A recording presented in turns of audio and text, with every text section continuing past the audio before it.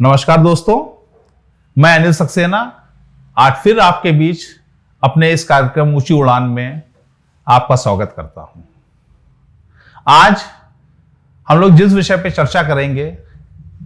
वो युवाओं से जुड़ा हुआ है और देखा यह गया है कि एक बहुत बड़ा सवाल युवाओं के सामने उनके भविष्य को लेकर रहता है। तो आज का जो विषय हमारे लिए है वो है चुनौतियां भविष्य के चयन के लिए, कि हमारे सामने भविष्य के चयन के लिए किस किस तरीके की चुनौतियां रहती हैं और अगर हम उन चुनौतियों को ठीक तरीके से हैंडल कर लेते हैं तो शायद हम अपने भविष्य को अच्छा और बेहतर बना लेंगे। यहां पे तो हमें समझने की जरूरत है कि भविष्य का चयन क्या किया जाए, क्योंकि जब हम युवाओं की बात करते हैं तो सबसे पहले युवा के सामने एक बहुत बड़ी जरूरत होती है कि उसका कैरियर क्या होगा, उसका भविष्य, उसके पिछले 18 से 20 साल जो उसने पढ़ाई में दिए हैं, 18 से 20 साल 22 साल जो उसने अलग अलग स्थितियों में जाके निर्णय लिए हैं जिंदगी के अंदर, आगे का भविष्य उसी पे टिका होता है। तो यह बहुत बड़ी चुनौती है कि हम अपने भविष्य का चयन करते समय उन चुनौतियों का सामना कैसे करें, क्योंकि जब हम अपनी जिंदगी की शुरुआत करते हैं बच्चे के रूप में तो शायद हम भविष्य के विषय में बहुत ज्यादा नहीं सोच रहे होते हैं। शायद वो उम्र भी ऐसी नहीं होती है कि जहां पे हम इन चीजों के विषय में चिंतन कर सकें, क्योंकि वो खेलने कूदने की उम्र होती है। हमारी जिंदगी के विषय में बहुत कुछ चयन हमारे माता पिता कर रहे होते हैं और हर माता पिता उस चयन को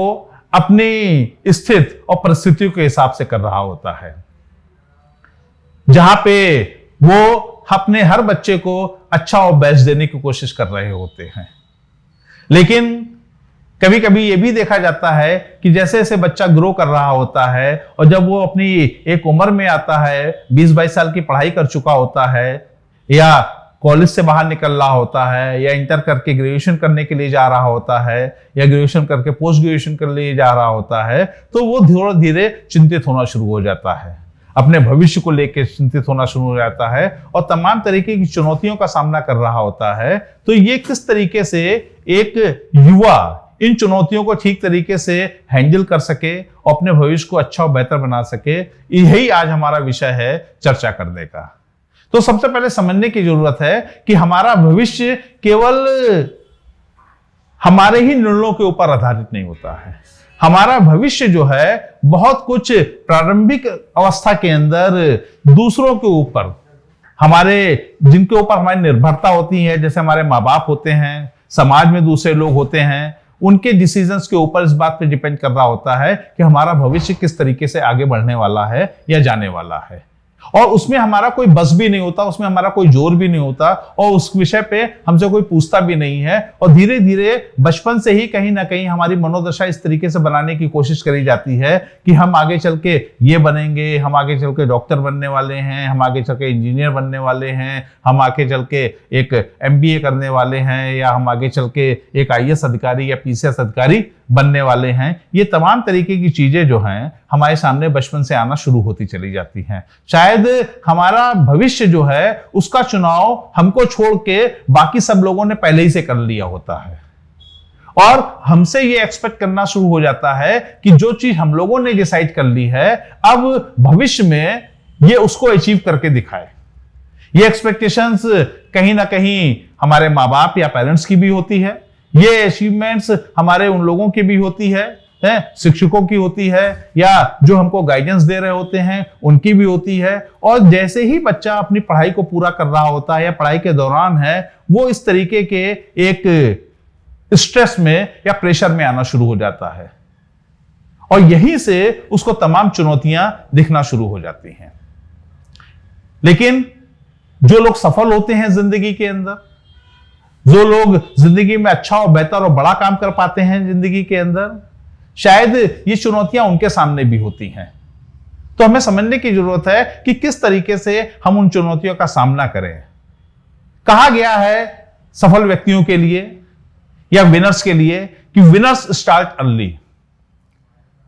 जो जीतने वाले लोग होते हैं वो जिंदगी में हर काम को जल्द शुरू करते हैं, दूसरों से पहले करने की कोशिश करते हैं और दूसरों से जल्दी करने की कोशिश करते हैं। तो ऐसी ही कुछ समझ जो है हमें अपने अंदर भी डेवलप करनी पड़ेगी, और यह समझ अगर समय रहते डेवलप हो जाएगी तो शायद उतनी ही चुनौतियां हमारे जीवन में कम होने वाली हैं और हमारा भी भविष्य बहुत अच्छा और बेहतर होने वाला है। शायद उसको चयन करने में हमें बहुत ज्यादा उलझन नहीं होने वाली है। लेकिन सामान्यतः यह देखा जाता है कि हम अपने भविष्य को लेके जिंदगी में बहुत देर से जागते हैं और कई बार इतना समय निकल जाता है कि आगे हमारे पास में अपने भविष्य को बहुत अच्छा और बेहतर बनाने के लिए समय भी नहीं बच रहा होता है, और उस प्रेशर की वजह से हम किसी ना किसी चीज से कंप्रोमाइज कर जाते हैं, कहीं ना कहीं हम उसमें समझौता कर लेते हैं, और जो बड़ी चीजें हम अपनी जिंदगी में हासिल भी कर सकते थे, शायद समय अभाव की वजह से, शायद रिसोर्सेस की कमी की वजह से, शायद किसी अड़चनों या बाधाओं की वजह से हम उसको समय रहते पूरा नहीं कर पा रहे होते हैं। तो ये बिल्कुल समझने की जरूरत है, और राइट फ्रॉम द बिगिनिंग समझने की जरूरत है कि जब हम पढ़ाई कर रहे होते हैं, ज्यादातर देखा यह गया है जो हमारी शिक्षा पद्धति वर्तमान में चल रही है, वहां पे एक तरीके के सेट बना के रखे गए हैं जहां पे विषय का चयन करने का चुनाव जो है वो बड़ा लिमिटेड है, या अगर मैं कहूं कि एक तरीके के खाके बना दिए गए हैं। अगर हमें उसमें से चुनना है तो हम उन्हीं विषयों का चयन कर सकते हैं जो उस खाके के अंदर मौजूद है। यहाँ पे पूरी की पूरी स्ट्रीम को साइंस, कॉमर्स, ह्यूमैनिटीज या आर्ट में डिवाइड कर दिया गया है। हमारे संग ये चुनौती होती है कि हम साइंस साइड पढ़ेंगे या हम कॉमर्स साइड को पढ़ने वाले हैं या हम ह्यूमैनिटीज या आर्ट साइड को जाने वाले हैं। और हमारे समाज में इस तरीके की भी परंपरा आ गई है देखते हुए कि ज्यादातर लोग इस तरीके का कहते हैं कि नहीं, उनका बच्चा साइंस साइड पढ़ेगा। और शायद इस तरीके की कोई भी चीज जो है हमारे स्कूल या कॉलेजेस के अंदर भी होती है, जहां पे बच्चे का चयन करते समय इस बात का ख्याल रखा जाता है कि जो बच्चे तेज है पढ़ने में, जो बच्चे अच्छा परफॉर्म कर सकते हैं अपनी पढ़ाई को लेके, जितने अच्छे परसेंटेज आए हैं वो साइंस साइड पढ़ेंगे। शायद जो दूसरे बच्चे हैं जो उनके तरीके से परफॉर्म नहीं कर पाए हैं उनको हम कॉमर्स की स्ट्रीम में लेके जाएंगे, और वो बच्चे जो कि ना साइंस को ठीक से टैकल कर पा रहे हैं ना कॉमर्स के अंदर हम समझ रहे हैं अच्छा और बेहतर कर सकते हैं, उनको हम ह्यूमैनिटीज के अंदर लेके जाएंगे या आर्ट साइड के अंदर लेके जाएंगे। तो ये जो ग्रेडिंग हम राइट फ्रॉम द बिगिनिंग बच्चों के बीच कर देते हैं, ये इनके मनोदशा के ऊपर एक बहुत बड़ा प्रभाव डालती है और बड़ा नकारात्मक प्रभाव डालती है। हमें यह समझने की जरूरत है कि विषयों का चयन जो है वो स्वयं बच्चों का होना चाहिए, और अगर बच्चे उस विषयों को चयन करेंगे तो निश्चित रूप से अपनी पूरी ऊर्जा के साथ उसका ज्ञान लेने की कोशिश करेंगे, उसके समझ बढ़ाने की कोशिश करेंगे। क्योंकि मैं ऐसा मानता हूं किसी एक विशेष विषय को पढ़ लेने से केवल सफलता नहीं मिलती है। सफलता किसी भी विषय को पढ़ के मिल सकती है। यह इस बात पे डिपेंड करता है कि उस विशेष विषय को हमने कितनी गंभीरता से, कितने चिंतन के साथ और कितना मन लगा के और कितना गहराई के साथ में समझने की कोशिश करी है यहाँ पे। और किसी भी विषय के साथ में हम उन्हीं ऊंचाइयों पे पहुंच सकते हैं जिन ऊंचाइयों के साथ दूसरे बच्चे दूसरे विषयों के साथ में पहुंच रहे हैं। तो ये एक पहली चीज है जो कि चयनित करने समय हमें अपने दिमाग में रखनी चाहिए कि हमें जिंदगी में कहां जाना है, कैसे जाना है। और इसके लिए एक सबसे बड़ी चीज जो है, इसमें मां बाप का भी जागरूक होना बहुत जरूरी है। क्योंकि ज्यादातर ये देखा गया है कि कई बार बच्चा के पास इतनी उस उम्र में जानकारी नहीं होती है, तो ये मां बाप की जिम्मेदारी बनती है कि वो जानकारी को इकट्ठा करें। वो रूढ़िवादी तरीके से या परंपरागत तरीके से जो 2-4 तरीके की स्टाइल बनी हुई है कि नहीं, हम इसको कॉमर्स, आर्ट या साइंस आईडी पढ़ाने वाले हैं, और साइंस पढ़ने के बाद ये इंजीनियर बनने वाला है, और बायो पढ़ने के बाद ये डॉक्टर बनने वाला है, और कॉमर्स पढ़ने के बाद ये सीए बनने वाला है, और ह्यूमैनिटीज करने के बाद ये आईएएस बनने वाला है। तो मेरा आप सभी माँ बापों से ये निवेदन है, करबद्ध प्रार्थना है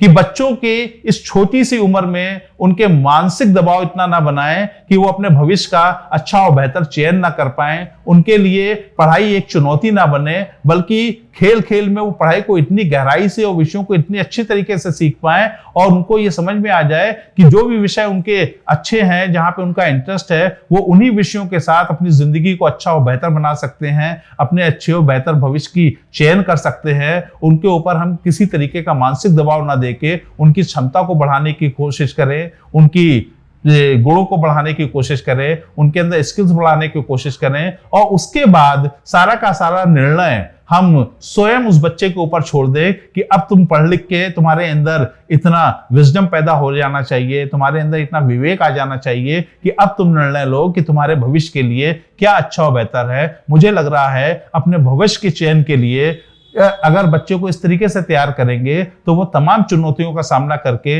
अपने भविष्य को अच्छा और बेहतर बना पाएगा। इसी विषय पे हम अपने आगे वाले एपिसोड पे भी कुछ बातचीत करेंगे, क्योंकि विषय बहुत बड़ा है, इसको केवल कुछ मिनटों में केवल हम समाप्त नहीं कर सकते हैं यहाँ पे। ठीक है, तो आज हम अपने विषय को यहीं पे समाप्त करेंगे और आगे आने वाले एपिसोडों में इसको हम आगे भी और चीजों पे चर्चा करेंगे, जिससे कि विद्यार्थियों को और उनके माँ बाप के सहयोग से वो चयन ठीक तरीके से करके अपने भविष्य को अच्छा और बेहतर बनाए और उनकी जिंदगी में चुनौतियां कम से कम हो। धन्यवाद।